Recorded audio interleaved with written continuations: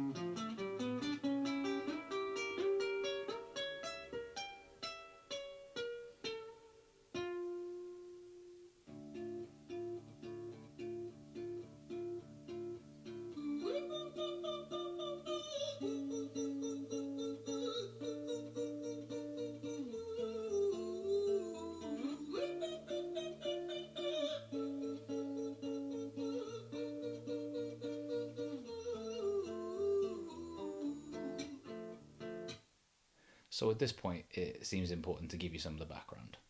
So this guy, Ren, originally from Wales, by the way, from Anglesey, I think. So I'm just going to reclaim him as Welsh. Like all those people all around the world who are claiming Ren as their own. No, he's ours. He belongs to us. That's what I'm saying. He has got some history with the music industry. I think he signed a deal with Sony when he was a bit younger.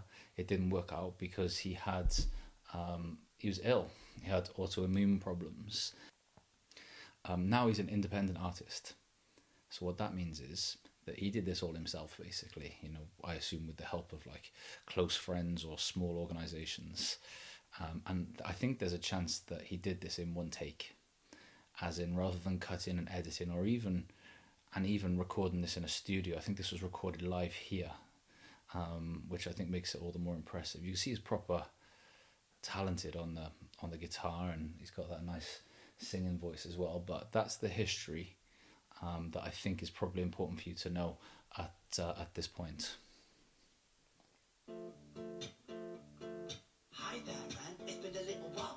me? You thought you buried me, didn't you? Risky. Cause I always come back. Deep down you know that. Deep down you know I'm always in periphery. Rent on your pleased to see me. It's been weeks since we spoke, bro. I know you need me. You're the sheep, I'm the shepherd. Know your place to lead me. Know your place to be biting off the hand that feeds me. Hi Ren. I've been taking some time to be distant. I've been taking some time to be still. I've been taking some time to be by myself since my therapist told me I'm ill. And I've been making some progress lately. And I've learned some new coping skills.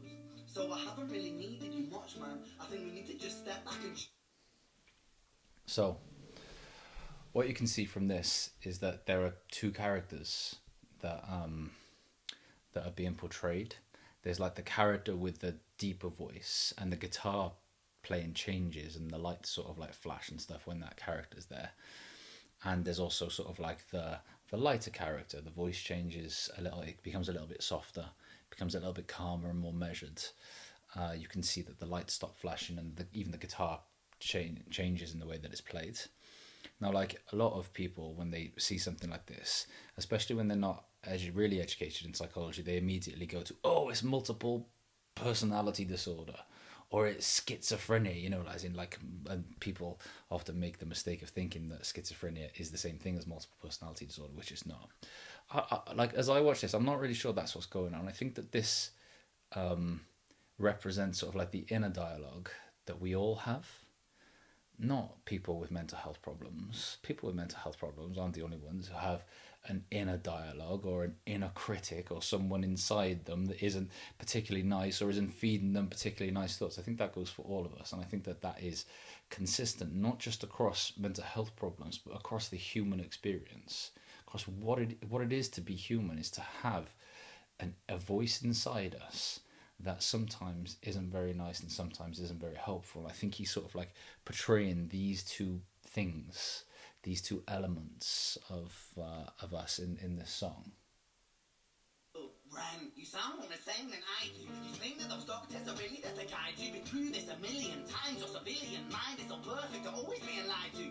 Okay, take another pill, boy. Drown yourself in the sound of white noise. Follow this 10-step program, rejoice. All your problems will be gone. Fucking dumb boy. Nah, mate. This time is different, man, trust me. I feel like things might be falling in place. And my music's been kinda doing bits too. Like I actually might do something great. And when I'm gone, maybe I'll be remembered for doing something special with myself. That's why I don't think that we should talk, man. Cause when... Now, like you can see at this point, there's like this dialogue that's happening between these two sort of like inner voices. And I think this is a trap that a lot of us fall into. We think we can talk ourselves out of it. We think we can argue ourselves out of thinking in a particular way. We think that we can change the mind of that inner part of us that does feed us self-doubting or self-critical thoughts. We think, oh no, we've got evidence. We can talk ourselves around, and that's essentially what's happening here.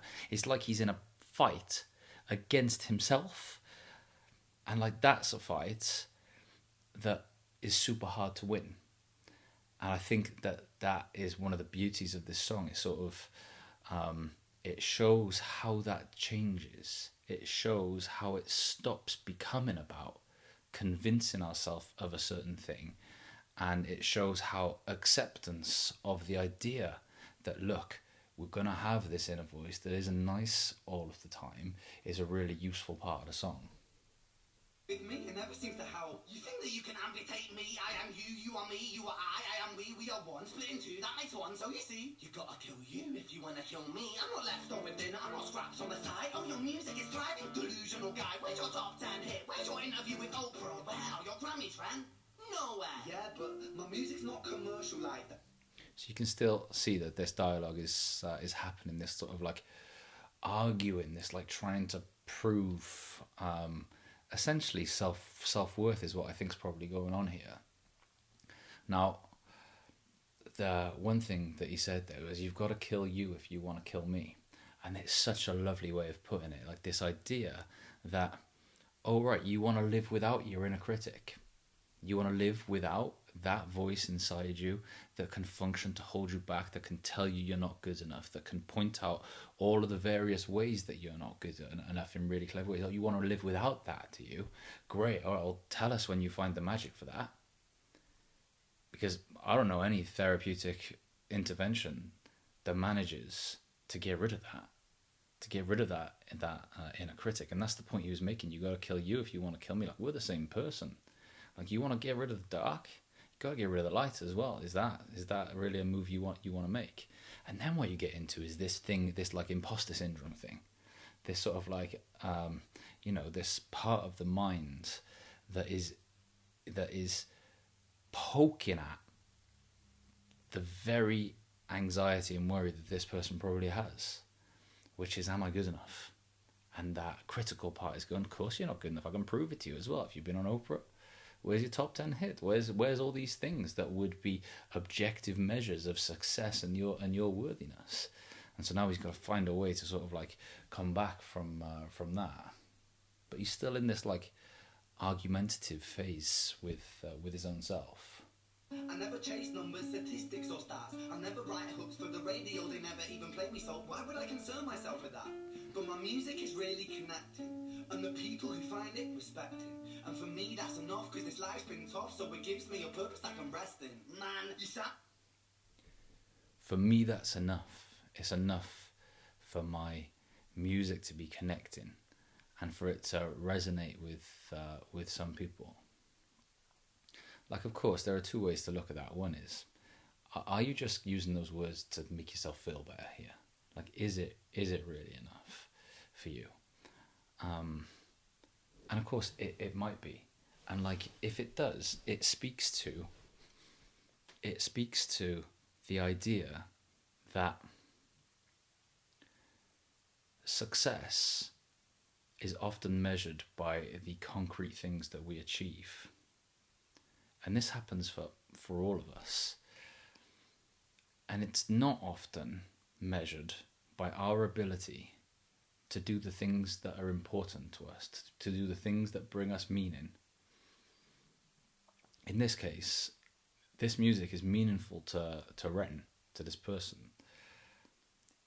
And what he's saying is that all the creation of the music and the putting it out there and impacting a few people, that's enough. That's a measure of success here. I don't need all those other things in order to really get the feelings of fulfillment from this. This is about way more than that. And it really reminds me of that Charlie Mackey, is it? That book, The Boy, the Horse, the Mole. And there's one page on it that says, I think the mole says to the boy, what do you want to be when you grow up? And the boy's answer is kind. I want to be kind when I grow up. And people do not answer with that word when they're asked that question. They answer with, I'm going to be a lawyer, or I'm going to earn lots of money, or I'm going to travel the world. All these really like concrete things, these concrete measures of success. But imagine if a measure of success as a human being was kindness. Like, from the outset, that means that all of us get to tap into fulfillment and meaning just by bringing that value to life, that quality of being to life. And I think that's the lovely thing about what he was saying there, this idea that like, oh no, I don't need those objective measures of success to feel fulfillment through this. I can just be creative and create music that lands really nicely with some people, and that's enough for me to get this, to get happiness, if you like, to get like these feelings of meaning and fulfillment. Pretentious, Ren, your music is so self-centered. No one wants to hear another song about how much you hate yourself. Trust me. You should be so lucky having me aside you, to guide you, remind you, to manage expectations, provide you perspective. That thing you neglected, I get it. You want to be a big deal, next Jimi Hendrix, forget it. But of course, like, every time he talks himself round like that, as in, look, I'm doing this because for the creative process, to create the music and to try and make a difference with a small amount of people. These are the values that I'm trying to bring to life. Of course, the mind never shuts up. That other side, that self-critical part of the mind, is then saying, who do you think you are to think that you can change people's lives, to think that you can be creative, to think that you can do things that are worthy? And so he's constantly having this fight against himself. And this fight, although it's like illustrated in a really extreme way, I think this is something we're all going through all the time.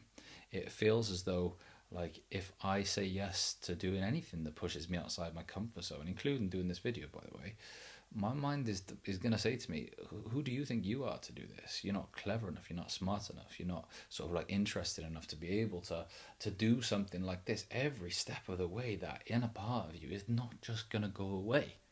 And so really the challenge here, once you know that inner part of you is always going to be there and is always going to find sort of ways to try and bring you down, it really becomes about relating to that inner part of you in a different way, not having it, not having the inner part of you. That's impossible. We can't just get rid of it. You got to kill you if you want to kill me.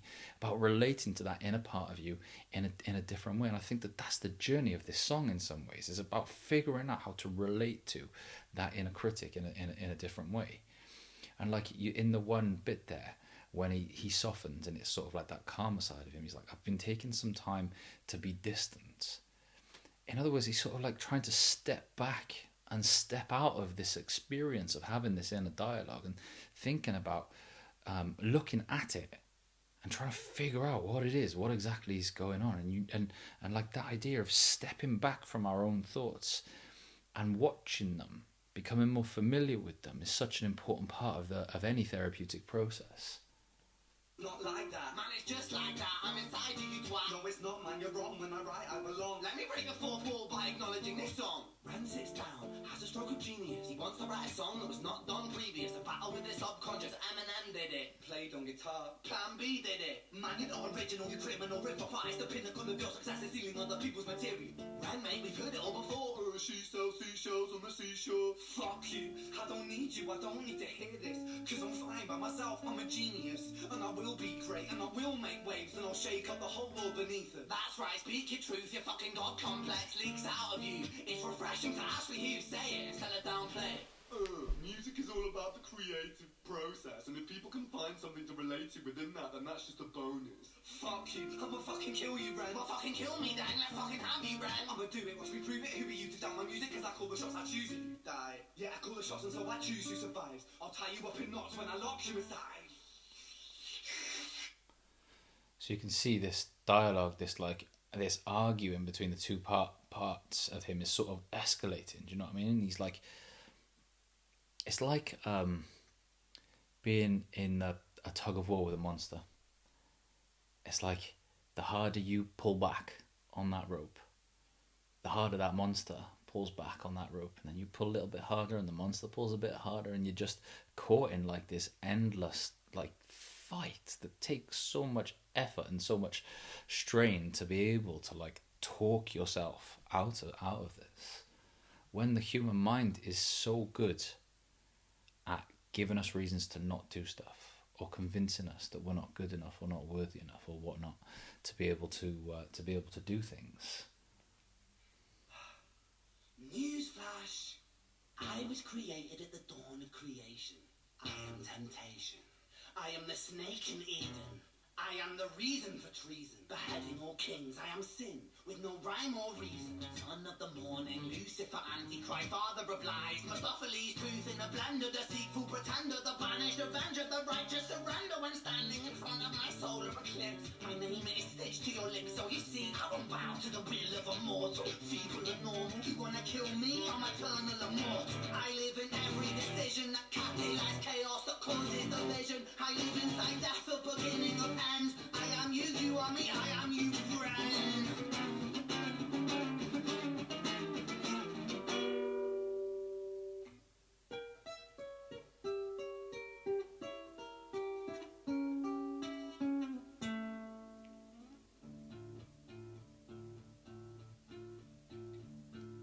Hi, Ren.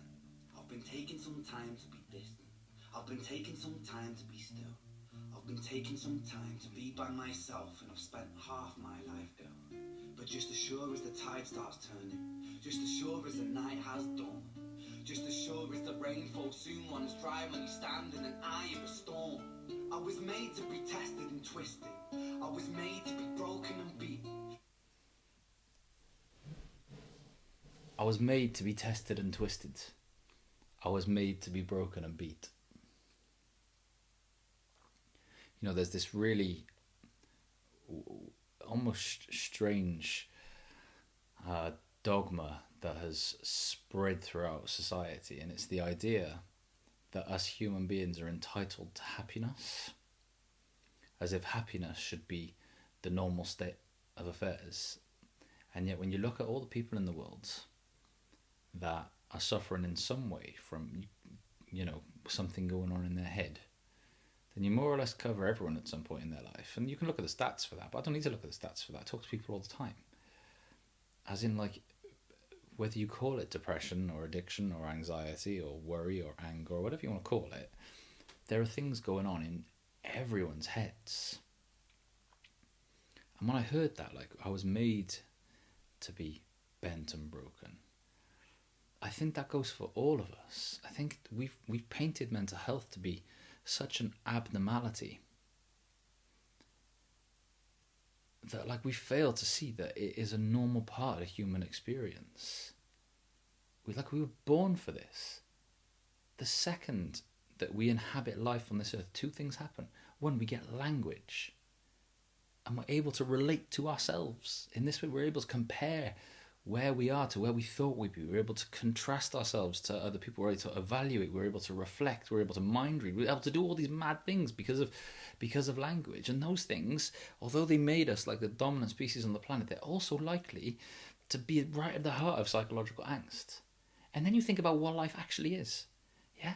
So much of life is hard. Whether you're isolated or frustrated or exhausted, or whether you're in a job that you don't find fulfillment, you have no control, or whether there's a massive pandemic that is like changing life as we know it, whether you're living in physical pain, whether you are lost your job, whether you've lost family members or lost your dog. Do you know what I mean? Like, loads of stuff happens in our life that isn't particularly nice, and yet we think we're entitled to happiness. No, we were built to be bent and broken. This is a normal part of human experience. But because it's painted as an abnormality, every time it comes along, we think, oh, we need to do something about this. We need to change this experience because this experience isn't normal. No, it is normal. It is normal to have thoughts and feelings that aren't particularly nice. And that's not the problem. The problem is how you respond to them, to those thoughts and those feelings. Now, like, this guy has responded to his inner demons, if you want to call them. Even demons I don't like, because they paint it as abnormal. His inner voice, the things that are going on inside him. He's managed to respond to those things in such a way that he looks at them and he develops some sort of relationship or understanding or awareness of what's going on. But he controls his behavior in functional ways. In other words, he acts like the sort of human being that he can be proud of. Like, he's creative, and like, he's raw and authentic, and he knows that'll help people.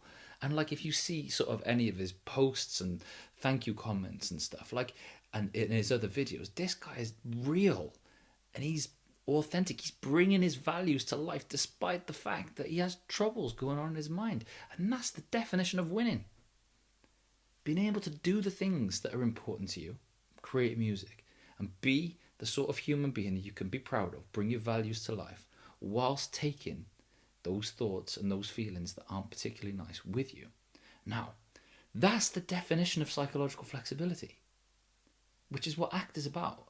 It's about developing a relationship with our unwanted thoughts and feelings that where we're not trying to get rid of them, where we're able to have them, we're able to accept them as part of the human experience and continue to move our feet towards the things that are important. This guy is like the embodied definition of psychological flexibility because of his ability to do something like this despite having turmoil inside. Is he abnormal for having turmoil? I said, no. No, and it would probably be easy to figure out how that happened. Autoimmune disease and tiredness, extreme lethargy and pain. Like, of course his mind isn't going to like it. Of course he's going to suffer as a result. Is he abnormal? No, he's not abnormal. But he could so quite easily have like jumped into that rabbit hole of like psychological problems as abnormalities rather than being part of the human experience. I was made by his hand, it's a part of his plan that I stand on my own 2 feet. And you know me, my will is eternal. And you know me, you've met me before. Face to face with a beast, I will rise from the east and I'll settle on the ocean floor.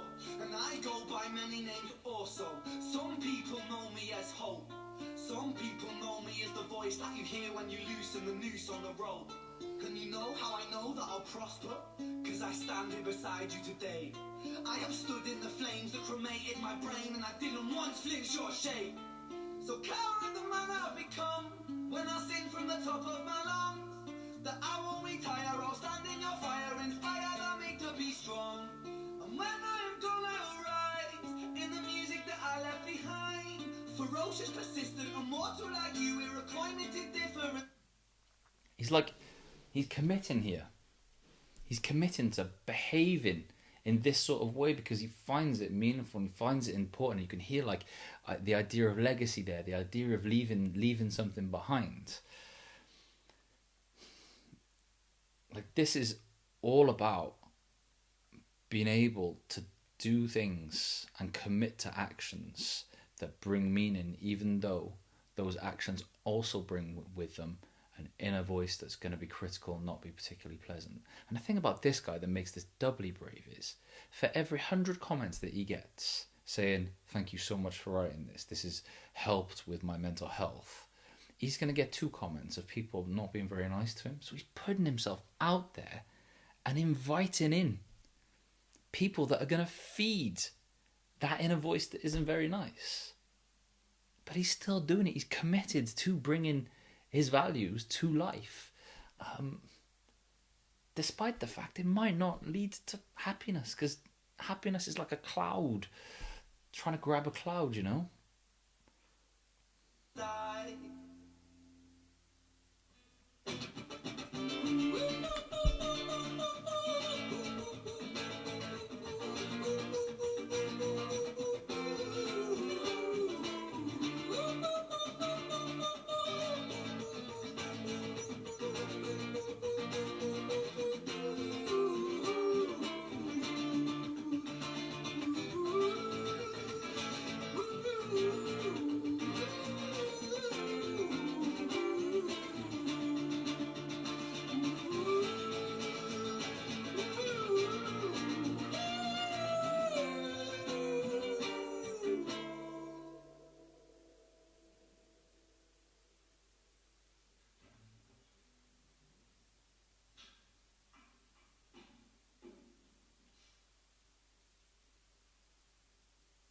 When I was 17 years old, I shouted out into an empty room, into a blank canvas, that I would defeat the forces of evil. And for the next 10 years of my life, I suffered the consequences, with autoimmunity, illness, and psychosis. As I got older, I realised there were no real winners and there were no real losers in psychological warfare, but there were victims and there were students. It wasn't David versus Goliath. It was a pendulum, eternally swaying from the dark to the light. And the more intensely that the light shone, the darker the shadow it cast. It was never really a battle for me to win. It was an eternal dance. And like a dance, the more rigid I became, the harder it got. The more I cursed my clumsy footsteps, the more I struggled. So I got older, and I learned to relax. And I learned to soften, and that dance got easy. He's talking about acceptance. He's talking about how the fight that you've just seen with that inner part of you that isn't particularly nice, trying to win that fight is a lot of effort and is hard and doesn't often work. And what he's saying is that when he relaxed, and he said, used the word soften, when he softened, when he was less rigid around it, and he essentially accepted that he happened to inhabit a body that had physical pain, that he was able to bring more meaningful qualities to his life and to his behaviour. He also said that it wasn't a battle that I could ever win or something like that. And wow, is he right? Wow, is he right? you often see that rhetoric out there, the idea of, are you battling hard enough against your demons? And it's bullshit. Because like you don't win. You're not in a fight against yourself. You're in a fight to relate to that, not beat it, not keep it away, not defeat it. You're in a fight to figure out how to take that stuff with you while you do the things that are important to you. It is this eternal dance that separates human beings from angels, from demons, from gods. And I must not forget, we must not forget, that we are human beings.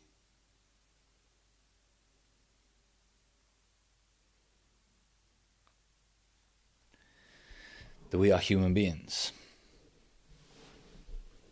Like, this guy can teach you more about mental health than I can. He can teach you more about what it is to be a human being than I can, as someone with a load of expertise in psychology.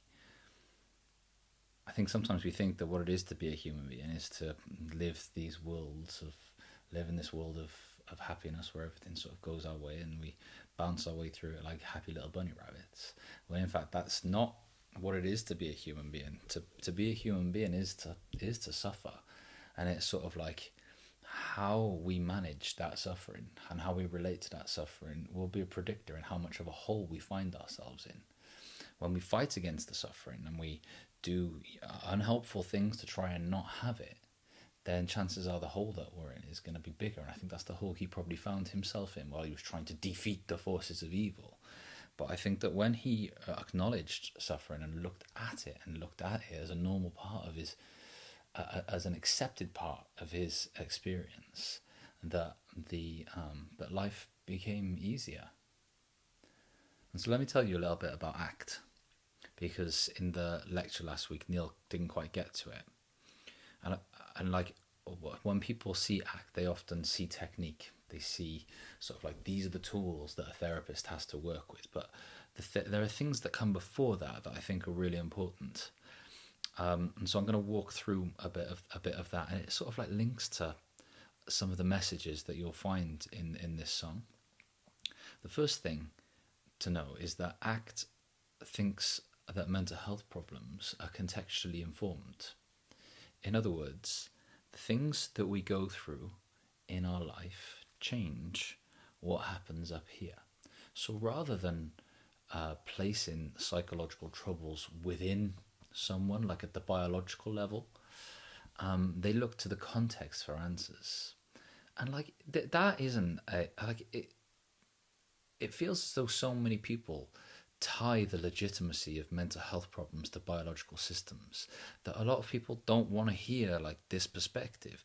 And yet for a lot of people I think this makes perfect sense, and they're quite happy to accept, oh right, the world that we live in is likely to impact what's going on up here.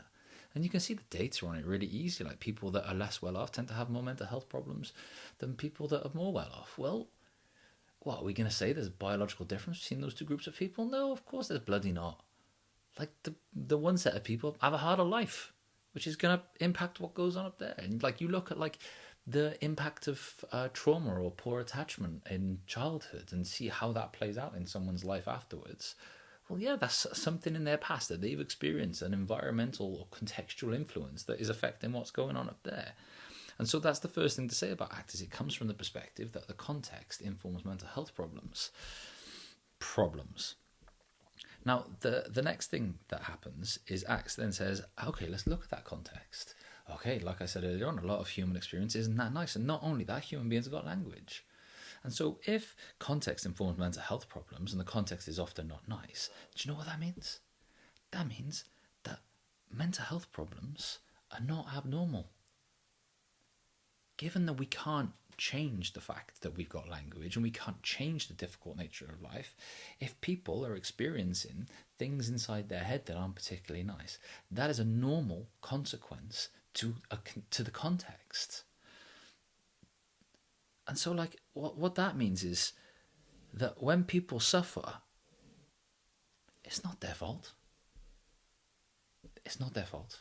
If you suffer, it's not your fault. You've emerged out of a context over a long period of time that has led you to this point. And many of those contextual influences you wouldn't have chosen yourself.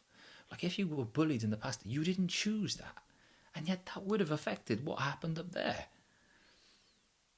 And so that comes from the perspective that mental health problems are informed by a context that is likely to lead to mental health problems. When you look at all the people in the world that are suffering in some way, you sort of see, oh God, having like suffering in our minds is actually a really normal thing for human beings to go through. However, the fact that people paint mental health problems as abnormalities means that when they come along, instead of seeing them as a normal part of the human experience, we see them as abnormalities. And what do we do with abnormalities? We need to get rid of abnormalities. And so then we have like these unwanted thoughts and feelings that are the symptoms of mental health problems, and we think, right, we got to get rid of them. And so do you know what we do? We start doing a bunch of unhelpful things to try and change how we're feeling and thinking. And like to name a few that like I see with students, but like this is me as well, like we drink too much, or we do drugs, or we isolate ourselves, or we play computer games, or we eat 10 tubs of Ben and Jerry's. Like we do all these things that all seem really different, but they're all the same thing, which is they're all trying not to think certain things and trying not to feel certain things. And we'll also avoid places that are likely to cue or trigger the suffering we're trying to avoid. So like if I'm trying to avoid thinking about the pain of a breakup with a partner or one, actually no, I'll go more real than that. If I want to avoid thinking about my dog that passed away a couple of weeks ago, that's easy. I just got to not go to parks. So all of a sudden I'm not going somewhere in an attempt to avoid feeling or thinking a certain way. The thing is, I like parks. I like nature. I like being outside. So really, is that really going to be good for me in the long term to avoid doing stuff that I like doing in order to be able, or in the service of changing my thoughts and my feelings? And so that's the point at which ACT steps in. ACT steps in and says, look, experiential avoidance, trying your best to change your inner voice, as with Ren, to change your thoughts and your feelings is a really hard thing to do. But what if we don't have to? What if we can have them and accept them as being a normal part of the human experience? Are we able to pick up our suffering or relate to our inner voice in such a way that we carry it with us as a legitimate part of us, whilst we continue to do the things that are important to us? And that's what psychological flexibility is. Now, an ACT therapist, when it comes to developing psychological flexibility, has got a few different tools to work with. These are like the 6 processes of ACT, and if I'm organised enough, I might even find a way to put a picture of those processes on the screen. So one of those processes is called acceptance or willingness. It's about having the client practice having discomfort and controlling behaviour at the same time. And there are various strategies that an ACT therapist would do to try and like develop that skill. Another thing an ACT therapist, another tool an ACT therapist would have would be called a self as context. Is another of the processes of ACT.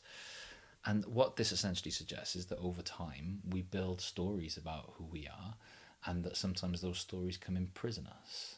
And so it like tries to have us contact a deeper sense of self as a stable base from which to make decisions. It's a little bit complex, self as context, but if you read a bit about it, I'm sure you'll get it.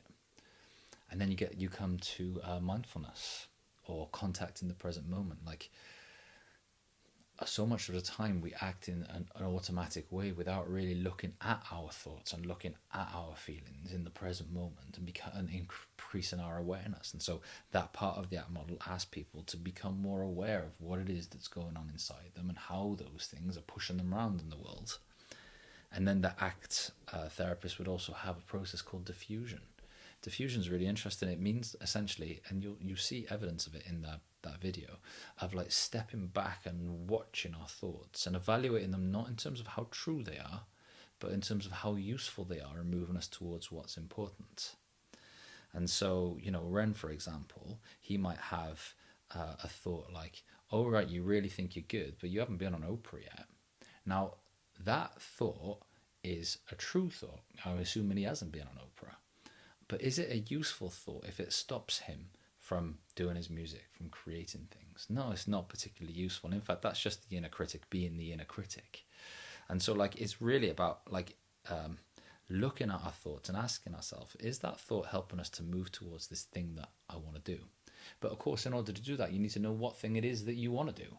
And that's where sort of like values and committed action, those last two parts of the hexaflex come in. Like, a big part of the work of an ACT therapist is to help people figure out what they want and who they want to be on planet Earth. Like, what values do they want to bring to their behavior?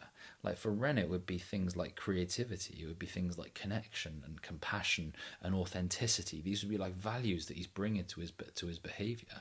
And then the question is, how do you bring those values to life? Well, Ren brought those values to life by making something like this. That's the actual action of bringing his values to life.